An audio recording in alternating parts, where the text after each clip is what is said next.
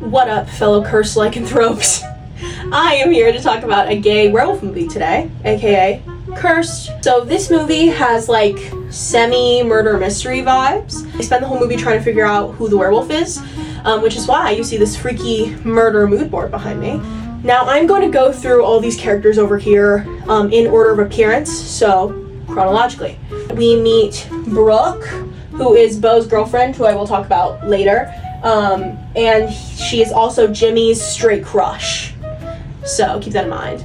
Then we meet Jimmy, then we meet Beau, who is a homophobic bully to Jimmy. Jimmy isn't gay, maybe, but he's a homophobic bully. He says like the F slur all the time, and he's also captain of the wrestling team. He has two wrestler friends named Louie and Earl who come back later. No one knows their names, but I know them.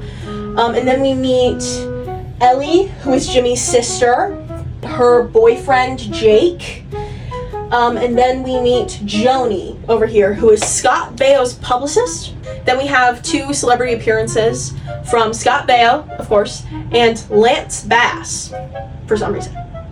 So now that I've gone over all of the significant people and a few others, you might notice that there is a whole other half of this board left that I have not gone over. Don't worry about it, it's none of your business. Now the plot.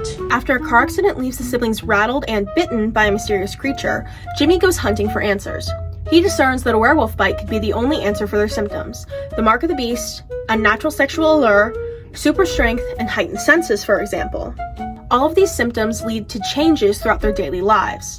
For Jimmy, he's able to fight back against the boys bullying him for his assumed sexuality in his high school, wrestling away the norms of being gay, even though he is not gay himself, and getting Beau to fall in love with him. Meanwhile, Ellie's symptoms are less helpful and more harmful. Her heightened senses lead her to panic over the bloody nose of her coworker. She gets strangely hit on by Scott Baio, and she dents a bathroom door because of her strength and harsh anger. But she also becomes strangely more feminine. As Jimmy researches, he figures out how to reverse the curse. You actually have to separate the head from the heart. Of the werewolf that bit the siblings. All of this leads to the culmination of two plot twists, two dead werewolves, and the revival of their average human lives. The symptoms of lycanthropy are the answers to the traits of hegemonic masculinity. Through comparisons of Jimmy and Beau and Ellie and Joni, the allegories of masculinity prevailing over femininity become clear. Jimmy is a more feminine man than any other male character in the movie. This is made clear immediately after he's introduced. Beau, the epitome of masculinity, in this scene in particular, refers to him as the derogatory hit? The geek on his way to Bagtown? Jimmy relies on Ellie, the masculine woman of the movie, his older sister, to take him places. Ellie is a kind of uptight woman compared to Joni, who's a more laid-back, catty, feminine girl. However, for both the siblings, once they're werewolves, their gendered aspects are more pronounced.